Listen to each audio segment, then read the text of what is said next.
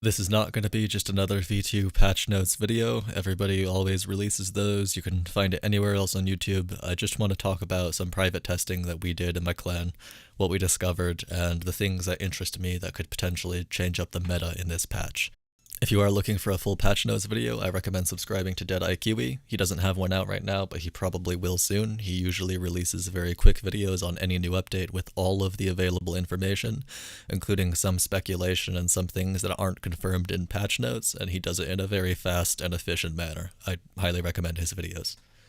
The first thing I want to start with is the Mosin.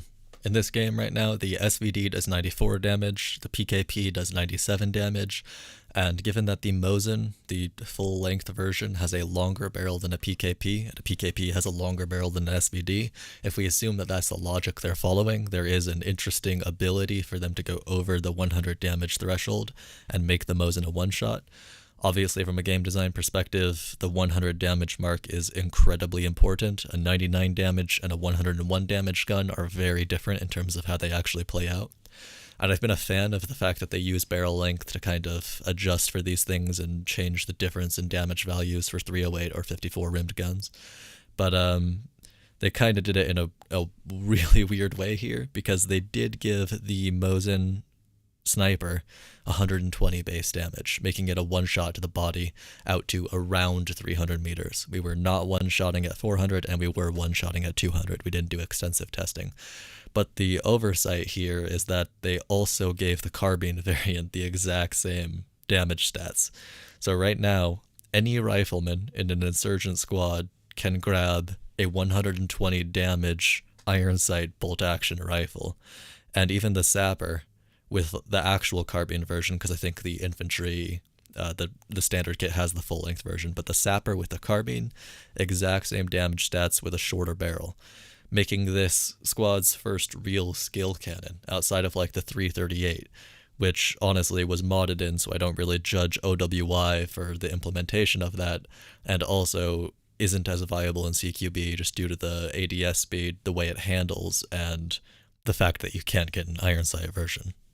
This is something you really, really want to avoid in any tactical shooter. There's obviously going to be limitations if you're adding sniper kits that have one-hit capabilities, because there are going to be people who learn how to use them in CQB and get an advantage over a more traditional CQB weapon, and that is going to kind of break the immersion just due to the way video games work, and the fact that getting shot in real life and getting shot in a game are wildly different, and time to kill is actually a serious factor. And you can see that in squad sometimes. Sometimes you'll get that one guy running around Rambo with a 338 trying their best to use it in CQB, and it can be viable enough to be frustrating and a little bit immersion breaking.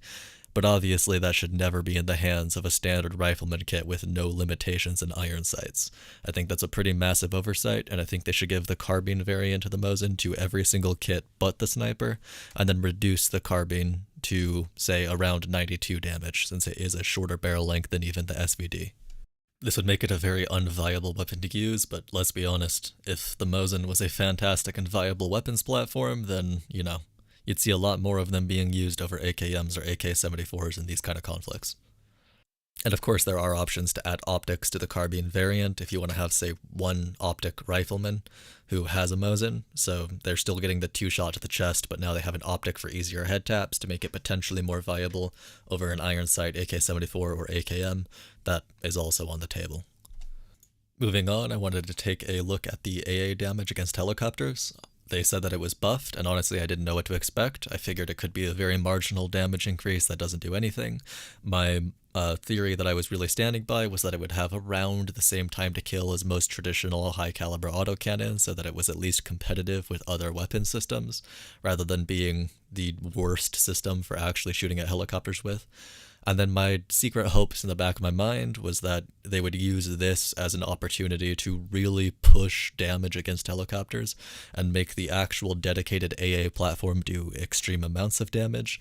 And this wouldn't be too insanely unrealistic due to the insane rate of fire and the fact that I think they're fragmentation-specific rounds designed to tear through helicopters, rather than traditional high explosive rounds as you see in other autocannons.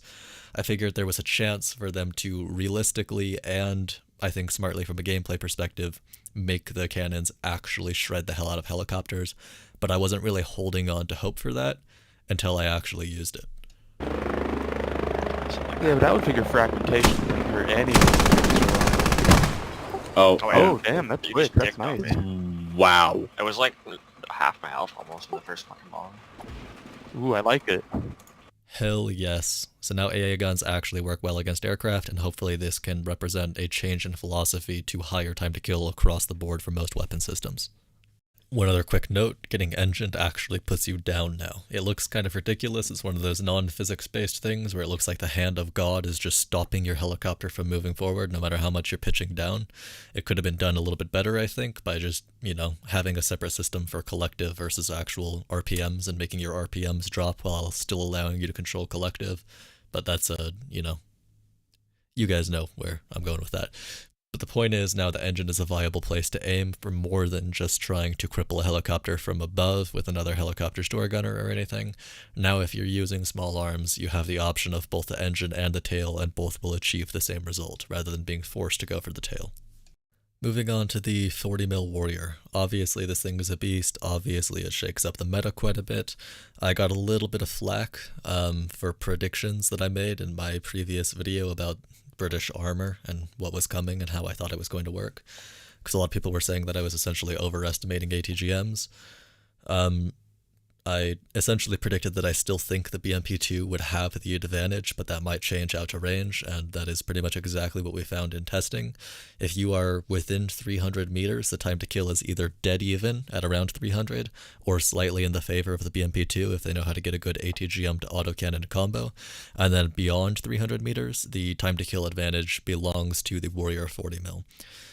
Pretty much regardless, it's so incredibly close together that you're going to get the kill if you see the other person first, whether you're ATGM to autocannon or you're just straight autocannon in the case of the 40mm, as long as you're penning.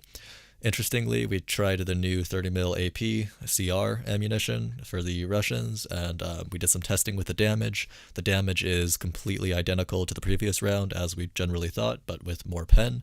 However, that pen is not enough to get through the front of the 40mm Warrior unless you're aiming at turret face. We did not test it against the Bradley, which I should have done because that's something I have more frame of reference for. I don't know the front armor of the Warrior 40mm if it's changed from the other one. But regardless, you do need to be aiming at turret face with the BMP to actually pen this thing, and I don't know the ranges that you have to do that at. So there is a possibility that if you see the Warrior at extreme range and you ATGM it to the front and then you go for autocannon, you might not be penning, and you might have to be ready for a fast back down, assuming that the Warrior actually pens you. Similarly, we tested the autocannon against the ammo rack of the BMP, and I think that was just 4 shots flat. You can kill it pretty much instantly if you know where to aim, so that's pretty ridiculous. And even more ridiculous is the fact that this new 40mm Warrior shares the lack of ammo rack from the previous Warrior. That was done for balancing because the previous Warrior couldn't stack up against ATGM Vix. This Warrior is the first autocannon in the game that can stand up to ATGM time to kill, and as a result I obviously believe the ammo rack should be back in that particular vehicle, but this is probably just the fact that they used the other chassis to build this vehicle off of, that they didn't implement that. But regardless, I want to get something very clear out of the way.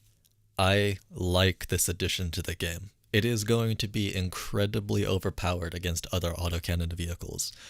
This thing is going to dominate 30 mils because it is going to instantly zap them, and the 30 mils are going to have such a fucking bloated time to kill against it that it's just going to be like the current Warrior system on steroids.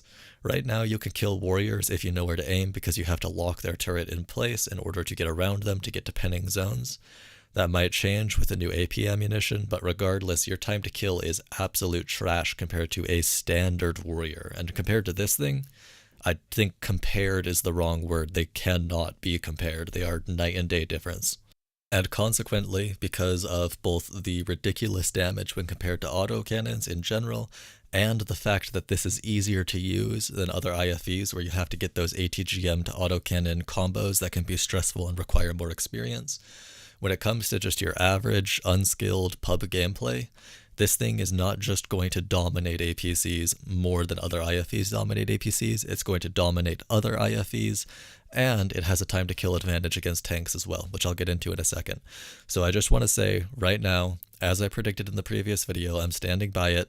This thing is almost certainly going to be complained about non-stop by the community. It'll probably be nerfed, and I am 100% against that. If you're confused as to why I'd be defending this edition, go watch the video that I'm going to put in the description below. It'll be timestamped to the relevant area where I'm talking about why I think this is a good edition, how I think it should be handled for other autocannons, and why I'm going to be very sad when it inevitably gets nerfed. Moving on to what I was talking about with the time to kill against tanks. The new warrior, the 40mm, has a time to kill advantage over the T-72 if the T-72 is using AP, and it can pin it frontally through the lower plate. I do not know how far out it can reach. We did our testing at around the 100 to 200 meter mark, so, be careful if you're going any further. But this vehicle does not have an ammo rack, which means it's going to take 3 AP shells to kill, and it does have enough ammo to kill the T-72. So as long as you're penning every shot into that lower plate when you're fighting it frontally, you will take down the T-72's health pool before the T-72 can get its third shot off. It is close, and it is closer than something like the Bradley is capable of, and if the T-72 uses the guided missile, it will two-shot you, same as a Bradley. But we are once again in a situation where tanks' cannons are so weak that they are being out-DPS'd by IFVs on a regular basis, specifically the T-72 with its slow reload against Blue 4 IFVs. Now, it's not all cut and dry. I wouldn't take on a tank frontally. It can be a bit finicky with where it pins the lower plate. If they rotate, you cannot pin the side at all whatsoever. You need a full another 90 degrees to get to the engine deck to start pinning that. You can't pin the turret anywhere, so your options are incredibly limited. You also have to hit most of your shots since you are using most of your belt of AP, which if you've deplenished at all, you're not going to be able to do this. And the time to kill threshold is pretty sketchy, so just a couple of mistakes can turn it against you. It is not as comfortable as engaging T-72s with a Bradley, but you do have other advantages. For example, if you're using the Bradley, the only reason you're not getting racked by a T-72 is because you're staying front on and using the plate that blocks your engine from being damaged from the rear as armor for your ammo rack. The warrior has no ammo rack, so you can turn 90 degrees to the side, give him a nice easy shot, and then not be blinded by engine smoke when they shoot you frontally and damage your engine, which is pretty important because you are going to have to be penning with accurate fire. And one final note, I want to mention that everything I'm talking about here can be done by other IFVs with ATGMs. It's going to be considered to be ridiculously overpowered because this is the first autocannon capable of these things, but when you start looking at this as a weapon system that is identical to an ATGM, like if this was an ATGM thing, it would be balanced with other vehicles. It's balanced against other IFVs, it shares the same time to kill against tanks that other Blue 4 IFVs that are already in the game do. It matches the IFVs we currently have, it just does it in a unique way, so people are going to be very upset about it, and of course that provides it a massive advantage in the hands of an unskilled player who doesn't know how to use ATGMs in close quarters Vic fights or how to get the maximum DPS out of Bradleys or BMP2s, and it is going to do better against things that don't have ATGMs than other ATGM Vics do because of that ease of firing, the ammo pool, etc. But anyway, I just wanted to show you guys the stats. I didn't want to get too much into the opinions aspect of this, so I'm going to cut it here, and I'll see you guys in the next video.